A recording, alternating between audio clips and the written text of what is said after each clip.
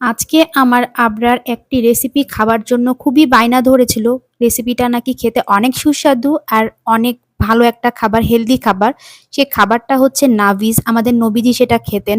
খেতে নাকি অনেক সুস্বাদু একটা সুন্নতি খাবার। তো যাই হোক, আমার আবরার যেহেতু জেদ করছিল, তো আমি তাকে সম্মতি দিলাম, ঠিক আছে খাও। দেখেন সে নিজে নিজে বানাচ্ছে, মাশাল্লাহ ছেলেটা আমার অনেক বড় হয়ে গিয়েছে।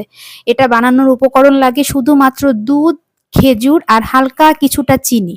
এই ৩ টি উপকরণ দিয়ে অনেক মজার সুস্বাদু একটা নাবিজ বানানো হয়। এটা কিন্তু অনেক একটা পুষ্টিকর খাবার বলতে গেলে। তো রোজার মাসে আসলে এটা কিন্তু অনেক হেলদি একটা খাবার। তো যাই হোক, আমি তো ফার্স্টে বাবুকে জাল দিয়ে দিয়েছিলাম দুধটা, কারণ সেটা তো সে জাল দিতে পারবে না। তারপরে খেজুর দিয়ে সে কত সুন্দর করে মিক্সড করছে মাশাআল্লাহ, বিচিগুলা ফেলে দিয়ে। তো যাই হোক, আমি তো এটা খাই না, আবরার খাচ্ছিল আর আমাকে বলছিল যে আসলে নাকি খেতে অনেক সুস্বাদু। এটা তৈরি করে ৫-৬ ঘন্টা রেস্ট রেখে খেলে এটার পারফেক্ট টেস্ট পাওয়া যাবে।